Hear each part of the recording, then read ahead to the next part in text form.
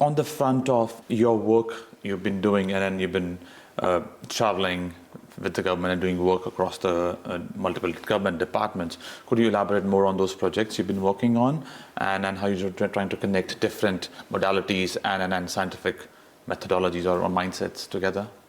Yeah, I mean, I've done science most of my career until 3 years back when the current government was formed, Anthony Albanese government, and at that point of time, Minister Ed Husic, who is the current federal minister for science and industry, he committed that he would like to see more diversity in the STEM fields, the science, technology, engineering, and mathematics.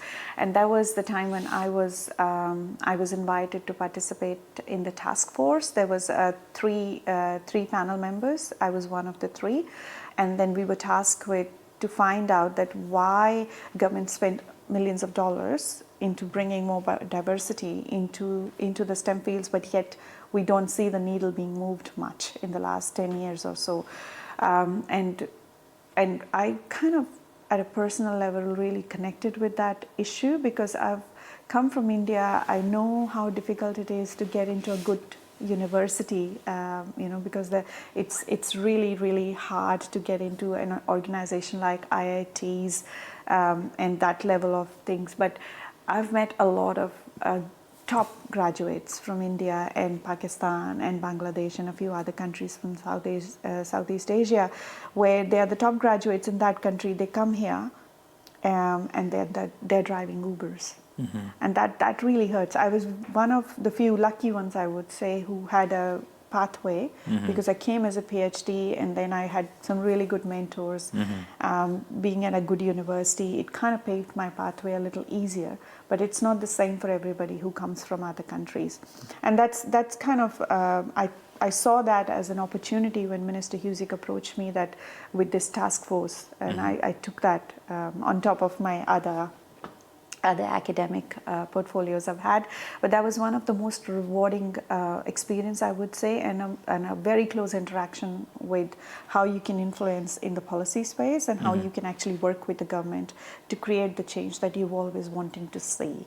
So what happened as part of that review, we interviewed over 1,000 people. We did group discussions, but at the round tables, but at the same time, we also had very focused and targeted interviews with a lot of people who've been on that pathway and had a lived experience in that space. And we made 17 recommendations. Some of the key ones is like in Australia, the pathways are not very visible. This country is very different in terms of not just the educational pathways, but also how the recruitment processes are run. It's not like how in India, like we go to one of the top universities because all the big companies come into a campus drive and things like that. So it's very different pathways to what we have learned.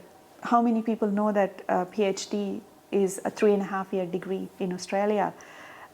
Compared to 5-year degree in US and all the other systems that we followed when we were studying in India. And it's a fully coursework free PhD degrees in here. So all of those things and demystifying the entire system in the STEM area. So that was the one of the key recommendations. Another key recommendations was like a lot of people feel that it's not just hard to find where to go and how to crack that pathway, but once you're on that pathway, they don't feel part of the system. Mm-hmm. They feel that they are an outsider on a daily basis. And how do we change that? How do we make it not just the word inclusive to be used, but mm-hmm. actually practiced mm-hmm. In different organizations?